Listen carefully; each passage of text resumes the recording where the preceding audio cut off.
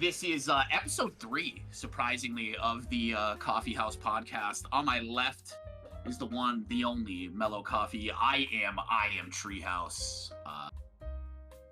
Again, episode 3. I'm not going to keep introducing myself every week. If you don't know who I am by this point, you're sleeping under a rock. So let's jump right into it, Mellow. And I mean, your name's right underneath you, so it's pretty self-evident.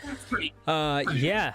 Episode 3, we got a couple guests coming on today. We're gonna be jumping right into that, but before that, if you can't read, right underneath me is I am Mellow Coffee. So yeah, real quick before we jump in with our first guest, what do you think of the fights last night? The fights last night were good. I was such a bag of shit yesterday. That I sat and watched. I think I made it to, I don't know, the right before the Costa and Whitaker fight. And went, I'm done. I watched that fight this morning, and then obviously the main event this morning as well. I thought the card was great. Highlights for me, Dern Lemos. I thought was an absolute banger of a fight. Granted, I am a little bit of a Mackenzie Dern fan. I wonder why. Every man in the world is right. I think every man in the world is now a Mackenzie Dern fan after that the fight last night with a couple of those camera angles. But I thought it was a really close fight. I gave Dern the decision, but I could see how somebody would score it for Lemos. I'm obviously not necessarily the most unbiased party there. But I thought it was a good fight. I thought Costa looked old. So did Whitaker. I know everybody thought that fight was really great. I don't know. I thought it was okay. I think Whitaker's chin was impressive, but neither of those guys are in a position where they're going to challenge for a title anytime soon, and that's, I believe that. And then the main event, obviously, Topuria looked like a monster. I don't see a featherweight beating him, and I don't think Volk deserves the rematch. What'd you think? Man, I don't even know where to start with that card, man. There's so many things I thought were going to go different ways, but I think the highlight for me, that's like one of the only fights I really saw going the way it did. I think the highlight for me was Costa's spinning heel kick.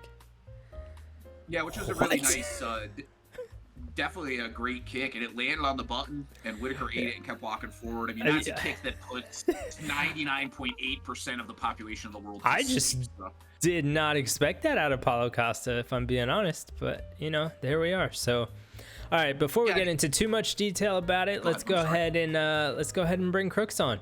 So, if you guys don't know Crooks, I got a little something for you. We're gonna show, and then we'll jump right into it with him. Yo, what's poppin', my people? It's your boy Crooks the Great, aka CTG, and I'm back at you guys.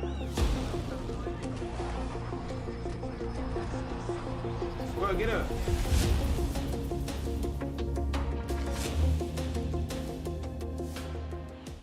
First of all, I appreciate the two of you spending a couple minutes here. Crooks, you for sure.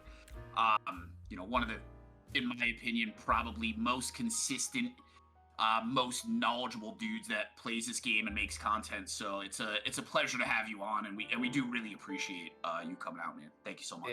Hey, no problem, man. I remember when Mello told me that you guys were gonna start doing this. I was like, hey, you just let me know when you want me to be there, bro. Hell yeah. Hell yeah. Yeah, well, I know you and Mello know each other pretty well. Yeah. Right? Yeah. So any questions I ask Crooks aren't going to really seem authentic because I know the answers. I know the guy very, very well. But the one question, the viewers might not. They might not. So Treehouse, by all means, let's get. So I'm curious. Where I'd like to start is really what got you into the UFC series as a whole. Where'd you start? So honestly, to be honest, I think my first UFC game was like UFC 2010, I think. Whichever one had Brock Lesnar on it. I think that was 2010. I believe Undisputed 2010, I believe, as well. Yeah. It was which is a pretty good game. Yeah, it was Undisputed 2010, and I just played it randomly. My brother-in-law had it at his house. And I seen Brock Lesnar on it, and I grew up watching WWE, so I was like, oh, Brock Lesnar's on it. And then I started doing like the career mode, and yeah, I just really fell in love with it. And then like when I was a kid, my mom didn't let me watch it. You know what I mean? So it's like, yep, I'd have I know all about that. I would have the UFC on. I used to have an Xbox 360, so I'd have the UFC app on there, and then I would always like go through and make my picks for the fights and stuff like that. So it's really what got me into it. Would you have to wait? When mom's not watching. Would you have to wait until the game updated to find out who won? Yeah, pretty much. Or like I would go, because I had internet access, right? So I would just go on like my internet browser and see who won the fight. But yeah, it was crazy, dude. So the days before streaming. Yeah, for real. Did you start on Xbox? I did. Actually, so it was really weird, right? So when I started playing games in general, I had the old PlayStation. I had the Nintendo 64. That was my very first game system ever. Yeah. And then I went from the Nintendo 64. I didn't get another system until the PlayStation 2. And then nothing wrong with that. Then from the PlayStation 2, I think I went. I think it wasn't. I didn't get a new system until I was about like 14, and then I got the Xbox 360, and then I just stuck on Xbox until I'd say probably about like 5 years ago. Then I got the PlayStation 4. I just been on PlayStation ever since. Yeah. Yeah, I mean, I'm a PlayStation guy since inception. I did have an Xbox 360. It was the first Xbox console I ever had, and I never bought another one. I got Red Ring of Death like 3 weeks into owning the fucking thing, so that was the end for me. Remember, Red Ring of Death, these kids don't even know about Red Ring of Death, bro. Hey, man, if you put a towel around it and put it in the oven and... Yeah, dude, there was all kinds of little, do you remember all the little, like, bring back to life? If I told my mother that I was going to utilize her oven to put something that was made from plastic in it and wrap it in a towel, I would have got my ass beat like nobody you ever met. I could feel the right hook with the ring on the outside of her hand in my eye. Hey, I would, hey, so during the summer, I would try not to play it for over like 2 hours. I'd play it for like an hour and a half, turn it off, let it sit for 30 minutes, then fire it back up. I wasn't trying to get that Red Ring of Death, bro. I wasn't. Yeah, I can remember playing PlayStation 2, and the first online game I ever got was SOCOM Navy SEALs 2. And it came with... I remember that game.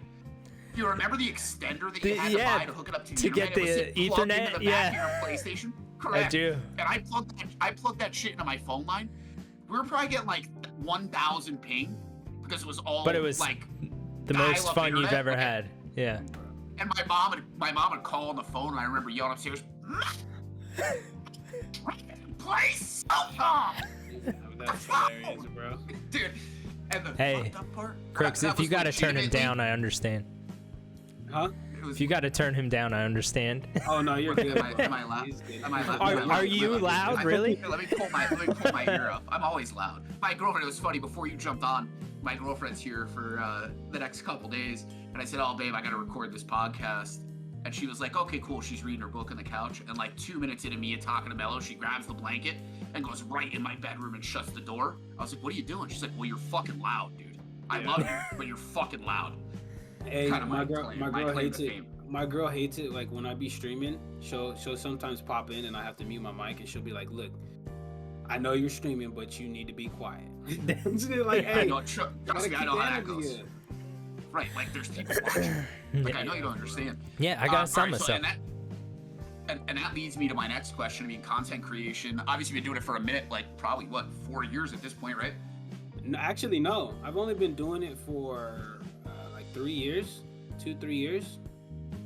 Like consistently, probably a couple years, but yeah, overall probably about 3 years. And your main focus on your content, I mean, so you do a lot of different stuff, but I mean, your main focus is tutorials, right? Trying to help people get better. Yeah, and yeah, I would say it's really just doing anything MMA related. Like I've tried to show people how to use certain fighters. I feel like with everything that's going on in the game right now, it's still pretty new. So people are still trying to figure out how the mechanics work.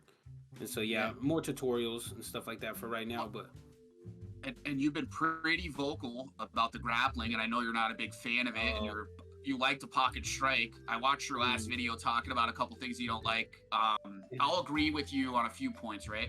I think double leg bales need to be changed a little bit. I think you need to have at least a 10% stamina advantage, right?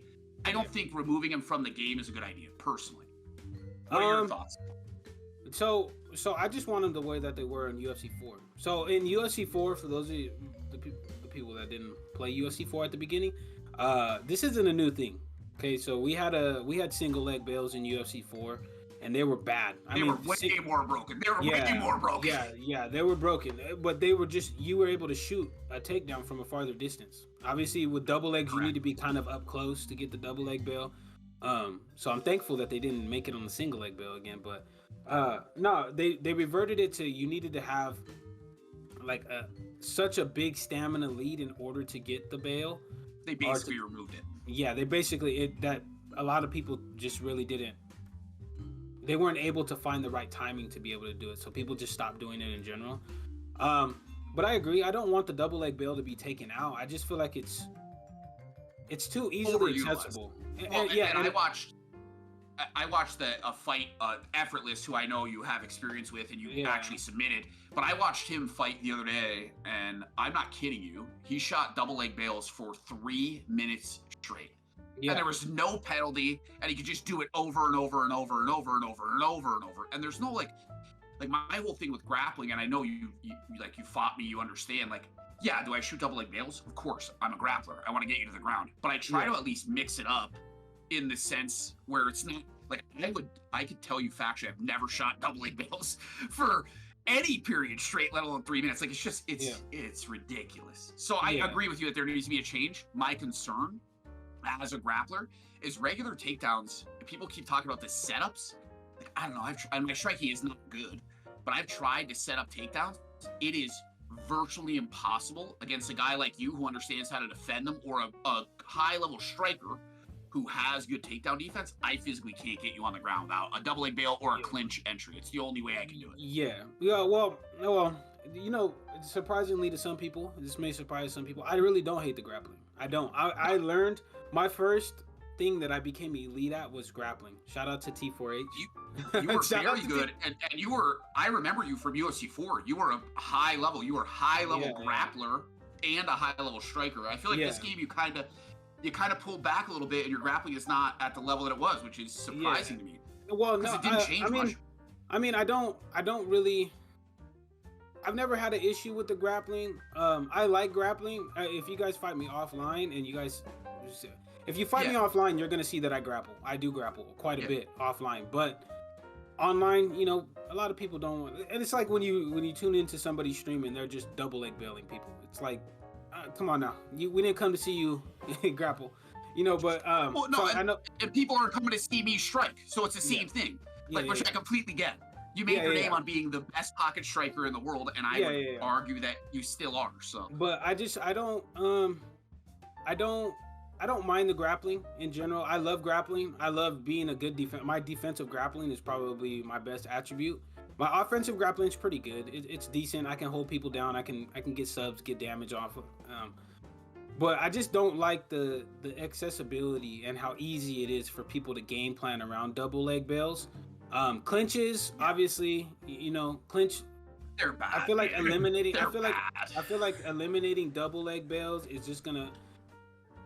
One of my issues in totality with the UFC games is there's just so much things that you can spam, right? So it's like, in UFC 4 it was the clinches, right? At the beginning it was the single leg bail clinches, but then they took out the single leg bails. Yep. So it's basically go to the same thing. But there's a lot more things that you can do out of the clinch. Like you can reverse the positions. You can pop the jab straight off to prevent it from happening. I think the double leg bail is so easily defendable. The problem is people just shoot so fucking many of them. Yeah. And that's to your point, right? To your point, if they just added even a small. Go ahead, Mellow. I'm sorry. Yeah, no, I just wanted to jump in real quick and talk about what he was saying about people move to clinches. I fought a guy the other day. You guys might know him, might not. His name was Zuki, something like that. Yeah. Okay. So that's all he was doing to me. He would wait for me to overthrow, and then he would clinch and try and elbow me and get, like, obviously the doctor stoppage meter up. I think that's the new spam. I think that's the new meta. I watched it in the card today. Yeah. Guys are doing that on purpose. Like the Word Life, who do you fight? Wavy? Mm-hmm. Yeah. Wavy threw left hooks exclusively for 2.5 rounds and busted his eye up so fucking bad that the fight didn't get stopped by the doctor, but his intention was to stop the fight via doctor, and he kept backing up trying to make it happen. He ended up knocking him out. But that's, in my opinion, the clinch, elbow, back up, clinch, elbow, back up is an exponentially bigger problem than the double leg bails. Because on the ground, like somebody who's competent, like you're pretty competent, Crooks, most people are not going to be able to hold you down to the point where you can't do anything. Maybe, like, I might be able to hold you down. Maybe. Probably in most scenarios, though. You know what I mean? Like, most guys can't hold an elite level defensive grappler down. Yeah. No, and I mean, yeah, that... What's going on in my house? That's a smoke alarm. Go ahead. No, you're good. Bro, good? I opened my oven, and the heat set. My smoke alarm's not even off just smoke. It's from heat. So, like, if we're cooking something in the oven, we open the oven. Bam. You know what's funny? That's like old school fucking open the oven, don't waste the heat shit. I did the same exact thing in my house. It's 12 degrees here in northeastern PA. I made a fucking frozen pizza for dinner like a bum, and I opened the oven up and let all that fucking heat go in my house. It's like 20 degrees warmer here. It was fucking cold before that. So I don't know how it goes. All right, so you're good though. The smoke but the clinch elbows, it's definitely a problem. But you got to deal with it. Right now, there's a lot of things that are exploits that can be exploited. Like the double leg bails and the clinches are both things that really need to be adjusted. But really, the most easily fixable one right now is the double leg bails. In order for us to fix the clinch elbows, they're gonna have to. They'd have to add a whole fucking denial. They're not doing it this game. The clinch will not be fixed this game. Mark my words. No, it's pretty much it's not gonna happen. So we gotta take something out. So we gotta take the double leg bails out, and then I feel like, I think they gotta open the takedown window, right? They have to open the window and close the denial window. That's the key. The thing that they did with that they did do a good job of. And this is kind of my issue a little bit with the community, right? Is people just want something easy, right? They want an easy takedown. They don't want to have to, like, because I shoot for takedowns too. And somebody that I'll give credit for that does this really well. I don't know if you guys have ever fought him. Is Advaita? Advaita is Advaita is good at setting his takedowns up. Yeah, he's really, really good. And he's not just good at setting up takedowns against, like, just elite level. You guys go and watch his best of 5 series against GOAT. He's taking down GOAT, and GOAT is one of the best has some of the best takedown denials. So I mean, it's done. It's just I feel like people don't really want to put in the work to have to learn how to set those up, which is why I tell people, takedowns can be set up off of strikes. But a lot of people don't want to learn how to stand up. It's just so hard. I feel watched, like I'm the only guy in the world. Go ahead. I'm sorry, Mello. 11 Bravo was doing it really well in his first ESFL fight. What was it, 2 weeks ago? Yeah. I don't know if you saw that. Yeah, Bravo was doing it really well. He was, getting Cryptics to overthrow, and he would duck one of his hooks and go right in for it, and he was getting it. He got it, I think, all 3 times. You and I talked about this, Treehouse, and then I remember you saying I had to send receipts. I watched it. I just for me at least, like everybody that I fight, like everyone knows what I'm gonna do. Like it's no secret. Well, see, that's where I think you're gonna have problems with takedowns because they know where you're trying to go. Everybody knows where you're trying to go.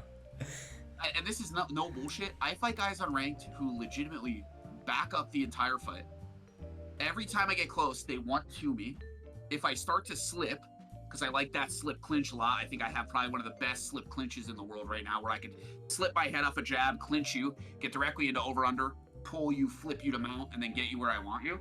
Guys legitimately just run away and hold takedown block on me, and the only thing I could do because my striking is it's not that it's horrible, but it's not great. It's not. No, it's my horrible. striking is not near. It's not horrible, you dick. It's just not. I don't have top 10 striking. I do have top 10 grappling. You have top 200 striking, maybe. Probably not even. Maybe. Probably not even. Probably top 500 striking. Okay. And it's something I haven't spent the time learning. Division 14 striking. Well, what do I tell you normally? I just submit them. Well, you're giving me advice. I'm just gonna submit. Here's the thing that a lot of people don't really understand, right? So, and for those of you guys that are watching this and are watching the interview, just so you know, when you run into somebody like Treehouse, right? Treehouse is really, really good on the ground. He's really good on the ground. But what you need to understand is, if you can get damage in on the feet on him, on grapplers, all you have to do when you get to the ground is not let them get you in a submission. Even if they're those little pity pat punches that you throw in when they're postured down. Which I don't do. I don't do that. Yeah, I've heard that. He's very against him, actually. People, those pity pat punches, those don't do a lot of, and even a lot of people don't know this too. When you have your opponent in full guard, you get no control time. You get none. Useless. So even if the only thing that they're able to do and win a fight off of, in terms of like, if you get damage on the feet, is if they posture up and they get you in a rock state, or they get you in a submission or something like that. So when you get put down by somebody, like, that would be, obviously, I'm not trying to give people game plans against you, but you should listen to. I give people game plans against me. I'm good with it. I want people to be good. Yeah, just knock them out. One of the game plans that you should have against good grapplers is, hey, you know what? I'm gonna get my damage in on the feet before you take me down, and then once you take me down, I'm stalling. I'm making it as hard as possible for you to get into the positions that I know you want to get into. So, like with Treehouse, right? You know that he's good at submission, so he's gonna want to get you in a sub. So you have to understand, like, okay, what submissions can I live with? I can live with. I might be able to live with you getting me in a triangle choke instead of an armbar, because I know you're gonna be able to get an armbar a lot easier than you're gonna be able to get a triangle choke. So a triangle choke is actually my strongest submission, and I don't know if the last time we fought, I might have done it to you, but I made the arm triangle fake from positive position, from a strong position, popular. So I like the arm triangle fake a lot. I think he was talking about the actual triangle, not the arm triangle. Okay. I'm sorry. I'm just talking about from like in full. Yes. The arm triangle itself, the arm triangle and the darce are easily the two hardest submissions to get out of right now. They are, because there's not obviously there's a darce glitch that's going around right now that needs to get fixed. I think they patched it. Actually, I don't think they did, because I don't know. I didn't try it. I didn't try it today. What's fucked up about that? I didn't know that was even a thing. Yeah. Then, like, all I do is submit. And Mello will comment on this. Yes. I said we had a guy send us a clip. Go ahead, Mello. Tell the story. Yeah. So, I was watching Treehouse's stream, and a guy that frequents my stream, his name is Sleep. That's my stream too. Yeah. So he comes in. He's like, "Hey, I think the darce is glitched. This just happened to me." And like went through it, and Treehouse shut him down. He's like, no, if the darce was glitched, I would know. Like, I would know if the darce was glitched. And I was like, Sleep, do me a favor. You and I fight all the time. Send me the clip on PlayStation.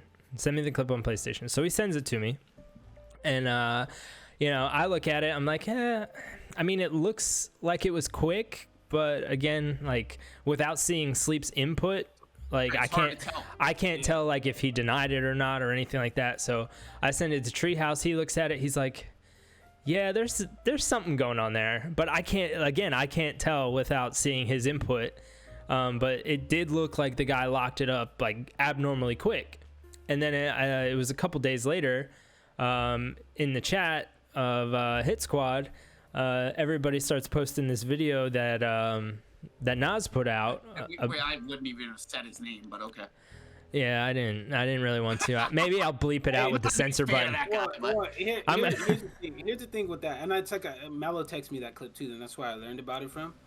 I like to give credit where credit is due. You know, the guy, I haven't seen eye to eye with him. You guys know he trolls me.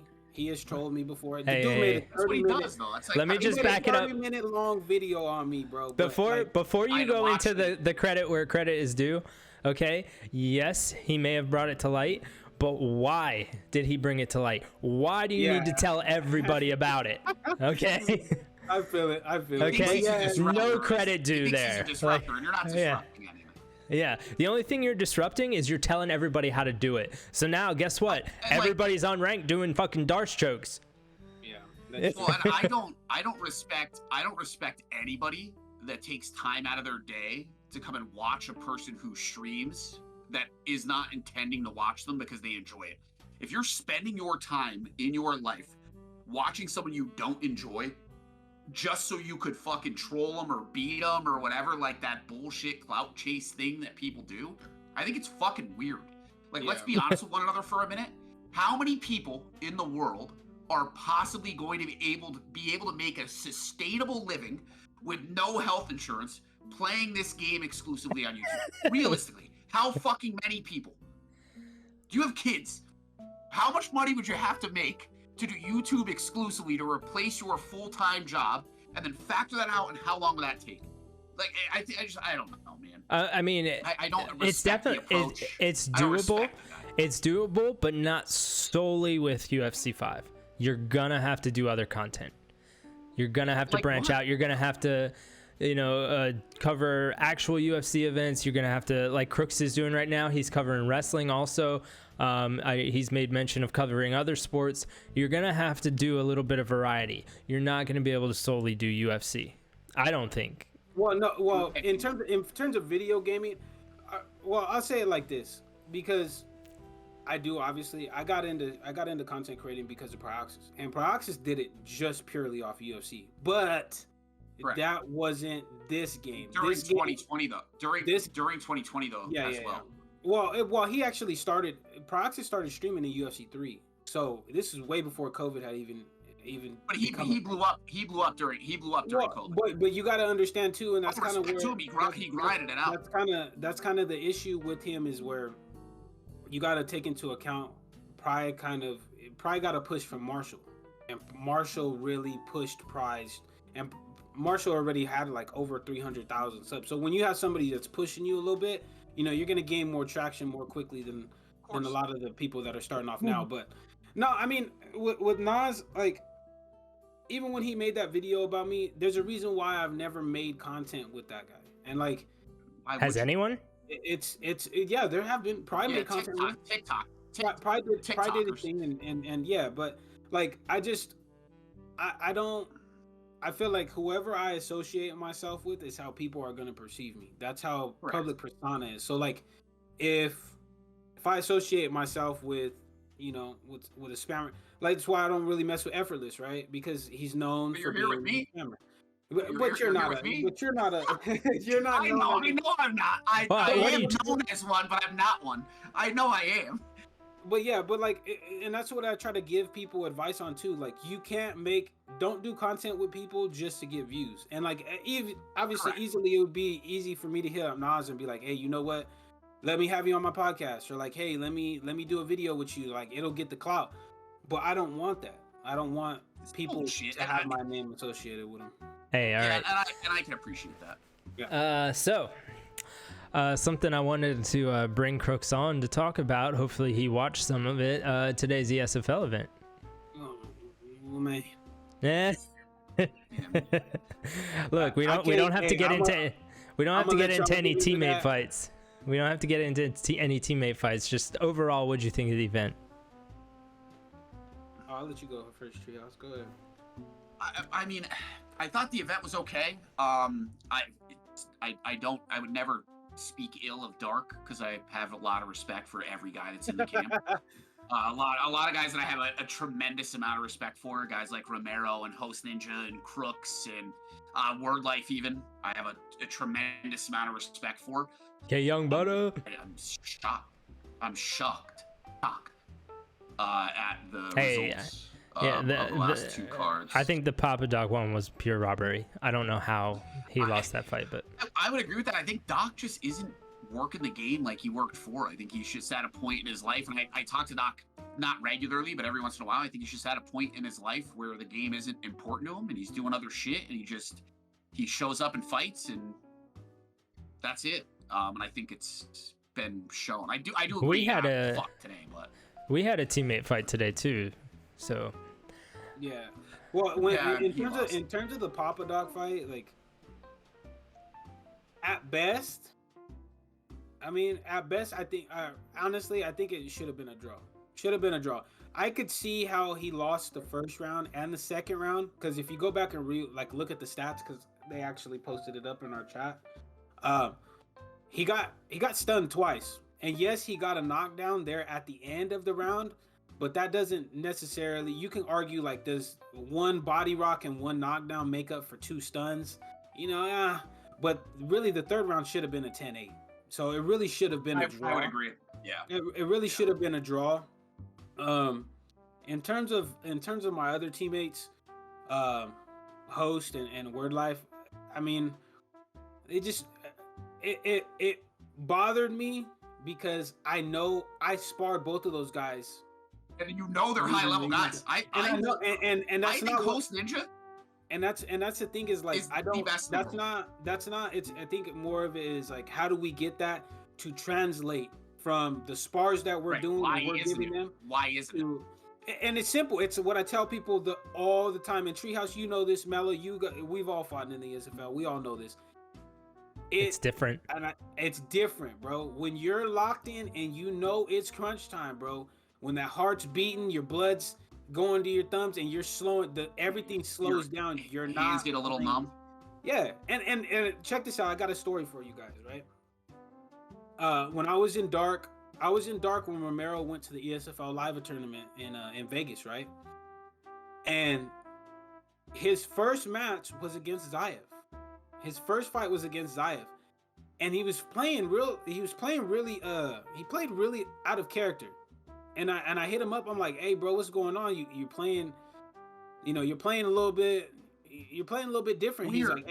He's like, hey, you know what? Like, I'm just trying to settle in. Like, it's tough, like it's way different when people are watching you and you're on a stage. Correct. And there's everything going on, and he settled in and he was able to get it. But the reason why I tell you guys that, and why I'm telling people that, is because even the best of the best players, they have issues. Look at GOAT too. Yeah, of course. GOAT 1099 in UFC 4 was still one of the best players, but GOAT actually lost a fight in the ESFL too. I believe he lost to did he lose to Bravo? Yeah. I don't remember, but GOAT would lose fights. It's tough, bro. So when you're going into the ESFL, like, sometimes not everything translates, and it's like getting yourself to be able to do the same things you do in ranked in the ESFL. I feel like a lot of these kids are young, and they take it so serious that it's like the most important thing in the world to them. Like for me, like I'm fucking 35 years old. I have so much shit going on in my regular life. Like I don't get the jitters that people talk about, but I think it's just because I'm old, and it's also because don't. Go ahead. It's also because you fought BJ Penn. But Spooky's a fucking no, I know. player. It's like he is. He went BJ Penn again this week. Did you see that? Yeah. And I think it was at welterweight too, right? I'm gonna tell you this, Spooky. If you're watching, stop, bro. Just stop. Coming from somebody who I used BJ Penn to win my my ESFL Summer Series tournament, don't use him, bro. Just don't. It's not his. No, he's not him. He's not him, and unless you're going up against, like, you're just trying to hit somebody with a surprise, or I wouldn't recommend doing it. Picking BJ Penn against me was fucking crazy. Was absolutely a crazy pick. Yeah, you had Oliveira? Yeah, I told him that in the fucking chat. He said, I'm going BJ Penn. And I was like, are you sure, bro? I'm like, okay. Like, really, if I was you, I'd go fucking Oliveira and force me to go fucking Islam. I give him all the credit in the world because, yes, he did. He took that fight to a decision against you. Yeah, so it was funny. His boxer said today, he's like, listen, you make it out of the first round without getting subbed by Treehouse, you should count that as a win. And I don't necessarily think that's true. I think they're glazing me a little bit. Like, I don't know, man. I'm just an old guy who plays this fucking game. I'm good at it.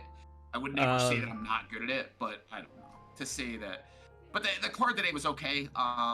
Nothing really crazy happened. What I will say and what I wanted to talk about is that fucking goof of MMA kid who talks more shit than any 17-year-old kid I've ever met in my entire life about grappling. And in 2 fights in a row, he was a grappling main. And he tried to grapple for 2 fights. And he got beat today by Liax, which I was happy to see. I like Liax more than I like Goat of MMA. But they were campmates too, right? They were both campmates, or no? They are, yeah, they are. Yeah, they are. I'll leave it at that. I'm gonna touch on that was the end of that. I'm gonna touch on Indian's fight real quick.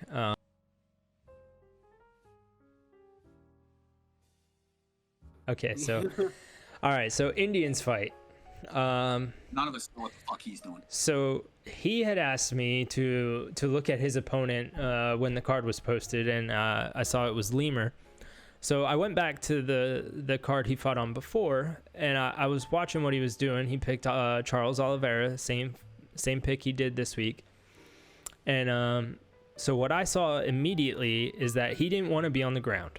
Like, he picks Charles Oliveira to kind of threaten the takedown, but he doesn't really want to go there. Another thing I saw immediately was he will fake a takedown. He will like shoot and then pull back, so you lower your guard and elbow you, okay? Just to get you to Xbox strategy. Yeah. And then the third thing I saw he would do is he throws a lot of spinning elbows. And he doesn't care if you're mid combination or if he has to throw a body roundhouse to get into range to then throw one. So what he's looking for, his whole game plan is to get you cut up and then, capitalize on the damage increase and possibly get a doctor stoppage. So Indian comes to me. He said, hey, fight's a lightweight. Who should I pick? And I said, well, who are you thinking? Like, who are you good with? I know you love Gaethje, but let's be realistic here. Gaethje's cut stat is like 86. Okay? That's a terrible idea. Because he's probably going to go Oliveira again, and he's probably going to do, and I listed everything I just said. He's like, well, who do you think I should pick? I said, I think you should go Conor. I was like, your style. For a week? Yeah, for a week, I've said. Week.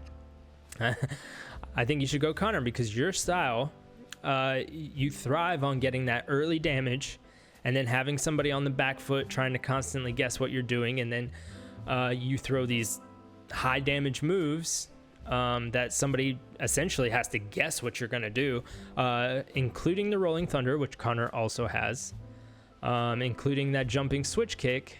And I think you should go Conor. He's like, okay, yeah. That's a good game plan. I'm going to do that. So I'm sitting there watching. What does the asshole do? I'm sitting there watching the card today, and Indian is sitting there on the title screen, and he goes, his opponent goes Oliveira, and what does Indian do? Picks Justin fucking Gaethje. All right, so now we're watching the fight, and I will give him props. Here, is that he played it pretty safe until the third round. He didn't do the typical Indian. I don't know if you guys watched, but he didn't like blitz out the gate or anything like that. He kind of played, a little in and out. But in the end, that's not a good idea, right? Yeah, if your style is one way, play your fucking game. Yeah. So which I tell all these kids that. Yeah. Last thing I'm gonna say about it is, everything that I told him to watch out for, it just like went in one ear and out the other. Like, he got hit with everything. He got hit with spinning elbows. He bit on the takedowns that weren't real, that he just wanted to get elbowed, and ended up losing that one. So now he's 0-2 as well. But he shouldn't be. He shouldn't be. Being 0-2, but yeah. Yeah, I don't know. What do you think, Crooks? Well, Lemus has been around for a while. Lemus is known for his stand-up. His stand-up in UFC 4, he was known for. I don't knock the Gaethje pick. Conor and Gaethje, the thing that really separates both of them is obviously Conor's footwork is faster, so you can get out of range of the spinning elbows a little bit easier. But I think more of what it might have been is like he needed to have a game plan that he had to stick to. And the game plan is like you either have to you're going to be pulling those spinning elbows, and you can work them in. And this is something that he started to do kind of at the end of the third round when he started to blitz, which is what he should have been doing. He should have, he should have been blitzing at the beginning, because the one thing you don't want to allow an opponent to do, especially if you know that they're not really as good as you really want to put them in a bad situation straight off the rip. You want to make them feel uncomfortable. His problem was that he let Lemur get comfortable in a rhythm, and get comfortable with doing what he was doing. So then, then it kind of, you have to work to get him uncomfortable, and by then it's already too late because it's 3 rounds. But correct. He's got a game plan, man. You got a game plan and stick to that. Like unfortunately, I think this was with Host, right? So I'll use the same thing. I told Host, like, hey, you got to work your jab, bro. You got to start leading with your jab. Like, I'm not going to give people advice on how to beat Host, but there's something that Host does when I was sparring with him all the time that I told him, you know what? It's going to get you in trouble, bro, because if I'm able to read it as you go along, other people are going to be able to read it. You have to start popping off that jab. Pop off that jab. Pop off that jab. And that really... and what that really prevents is, number one, it hides what you're trying to set up. Number two, it prevents people from wanting to throw spinning elbows because they don't know if the 1-2's coming after that. And there is a little bit of room in a spinning elbow where they're vulnerable, where if you hit them with a jab straight lead hook, they eat full vulnerability on that. And they're going to get stunned. 9 out of 10 times you're going to get a knockdown or a stun, right? Yeah, or a stun. Yeah, so like that's where I feel like Indian needs to make that leap to the next stage. Like, okay, yes, it's all fun and games to do Rolling Thunders, but when you get in league fights and you're representing a camp, you're representing more than just yourself. Like, you're representing your whole team. So if you're doing really dumb shit, people are gonna think everybody in your camp. I saw a lot of dumb shit on that fucking card, and I messaged Word Life right after his fight and said, "Kid, the fuck are you doing? You're one of the best grapplers in the world.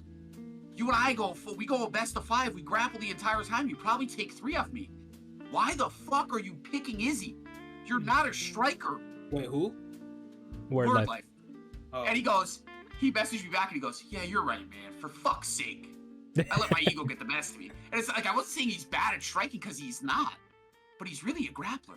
So pick a fucking grappler and exert your game plan. And that's like you said, like, there's a lot of these guys that they're not conceptualizing what they're going to do before they do it, and they have no vision of how they're going to end the fight, and they have actually no plan of how they're going to get the other guy out of there, and it's evident.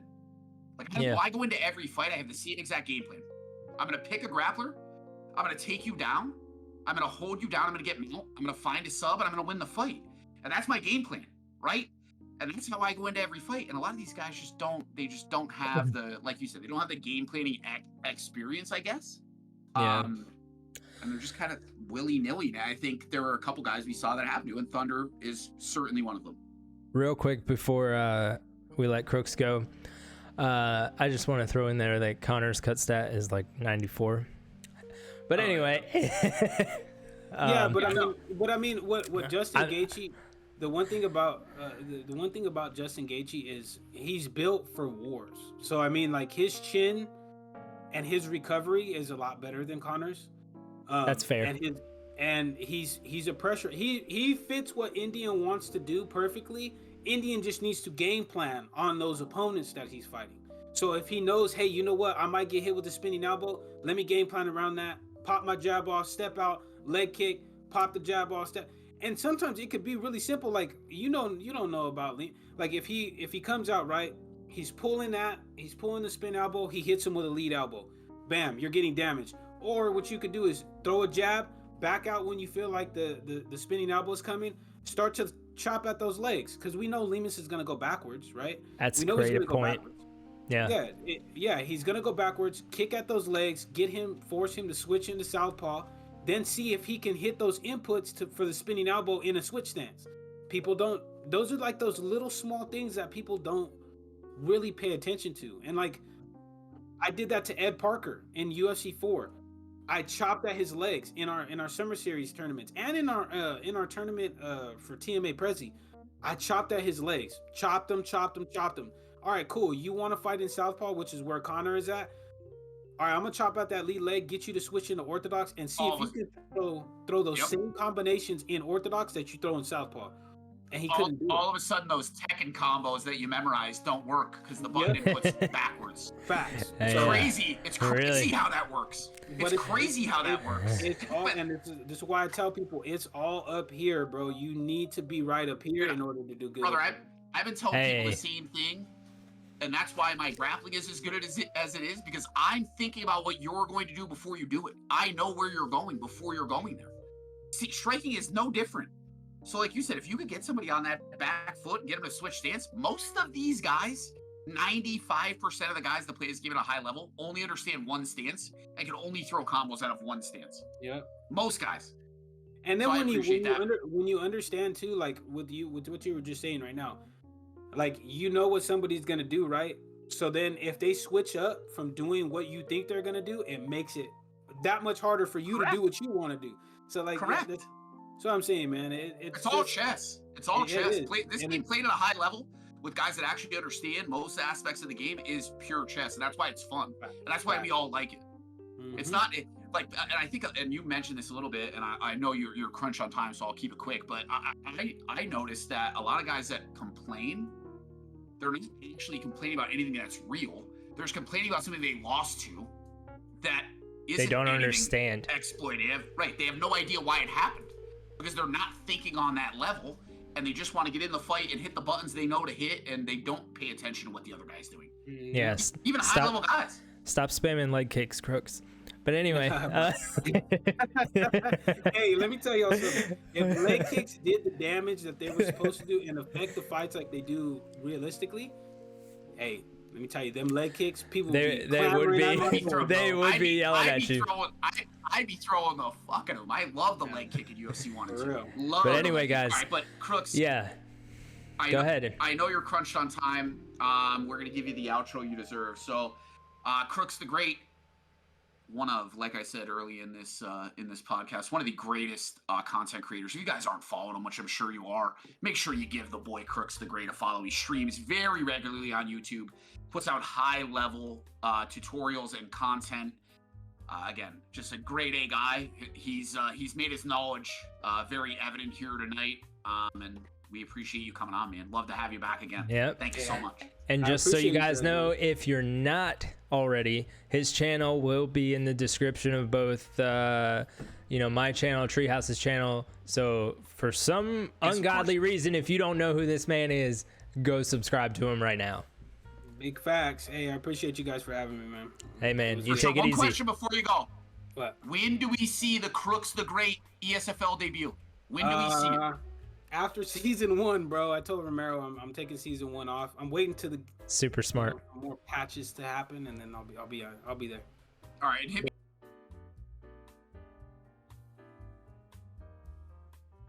All right, so we have a second guest this week on the podcast in I guess a thing we're going to be doing moving forward called Meet the Competitors. And this week, you're going to actually get to see the real life face of Indian Rolling Thunder Tech.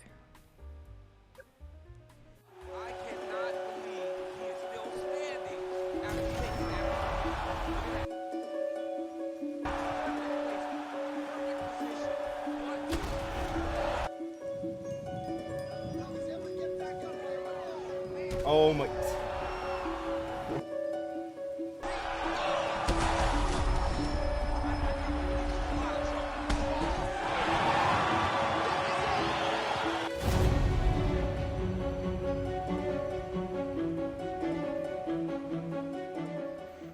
All right, as Mello said, spotlighting ESFL competitors here on the Coffee House podcast. We'd like to welcome in the one, the only, Rolling Thunder. Thanks so much for being with us. How you doing tonight, Rolling? I'm doing good, brother. Peace and blessings to you too. How y'all doing tonight? Doing well. Appreciate you asking. The segment's called Spotlighting an ESFL competitor. So, I mean, I'm going to start with how has competing in the ESFL been for you to this point? Been on a bit of a losing skid, but nothing it's expected from my first debut in ESFL. There's a lot of killer names in there, like Word Life Romero, you got Papa Lima, former champ. So, you know, if I'm losing to high-level competitors. Ever since I joined the community, it was my dream, you know, to compete in ESFL for a season or two. So there's a blessing in each loss I'm taking. So I'm only getting better from there. Nice. And I should have really started with, how long have you been playing UFC games for? Well, I got into the community somewhat, like UFC 3.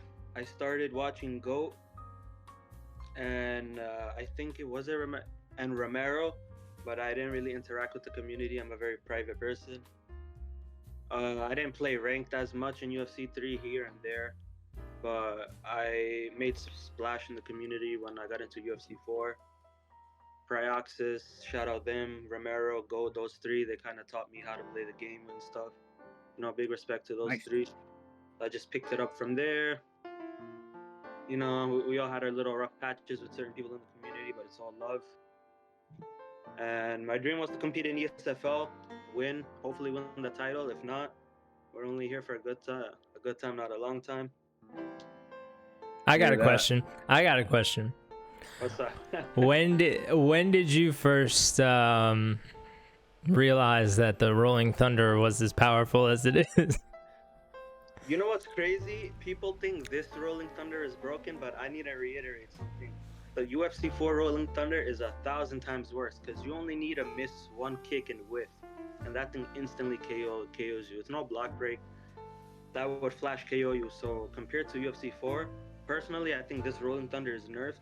Because in UFC 4, you only need to land it once, even with full head health. So this guy's seeing the Rolling Thunder's nerfed. You're out of your mind. to me, because it's sort of like my, you know, it started off as a meme, with like kind of landed on Go, Romero and stuff. I knocked out a few big names with it. But it's yeah. You're 100% known for that kick. 100%. You have made that kick so popular that people are now using it in the ESFL, even on other platforms. Yeah, so it's still a running meme. I wouldn't recommend using it as a serious way to win, because if somebody ducks it, you're going to sleep if you miss that Rolling Thunder. Mellow can tell you from experience. No. If you duck it, you're going to sleep. Oh, no. You gotta slip it. You gotta slip it. This man has slipped and then flash KO'd me with the hook. You gotta slip it though. You can't duck it. I'm sure you can't duck. Yeah, you can't duck the Rolling Thunder. You gotta slip it, and that's where people get messed up. Is yeah. Go ahead. Sorry. Go ahead, Tree.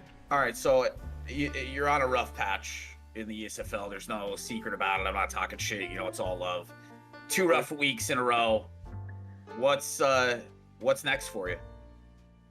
You know, I'm trying to extend my game plan, maybe incorporate grappling. I'm just going back to the drawing board. Like I said, even if I went like 0-7 this season, it was just getting to compete. It was an honor. You know, not everybody gets in there. People have their differences on who they choose and pick. But, you know, I was stepping in short notice in primetime OFC, stepping in short notice for the Kumai tournament, which was controversial, Tree. But, you know, much respect to everybody in the community. I can't wait to show people what I can really do in ESFL. And, you know, all right. I wish the community would come together more. That's true. I wish that as well. Last question I have. Who do you want next week? Or not next week, but next card? Honestly, I really want to fight AKA Josh, because he's a really good striker, overall good player. Him. I wouldn't mind fighting Word Life. You know, shout out my Muslim brother. He's from Pakistan too. I wouldn't mind fighting Ian Romero, Hoax Ninja. I just want to test myself against the best. Even if I get my ass kicked, it's all a learning experience. You know, just sharing the virtual Octagon with any of them, it's a W in itself. So fair enough, man. That's fair enough. All respect to that. All respect. Anybody but Treehouse. Nah. Yeah, that wouldn't be very fun. All you're gonna hear is GG's. All right. Well, once again, guys, this is the Coffee House podcast. Myself, Mellow, and Rolling Thunder. Thank you for your time, Rolling Thunder. I appreciate you coming on, man. It's been a pleasure. His channel will be in the description below. He does stream on YouTube, so make sure to check him out there. It'll be in my description and Mellow's description. ESFL in 2 weeks on the next the PlayStation card. Make sure you catch him there. We appreciate you, Rolling Thunder. Hope everybody has a great night. Peace. Love. Coffee House. Yeah, right.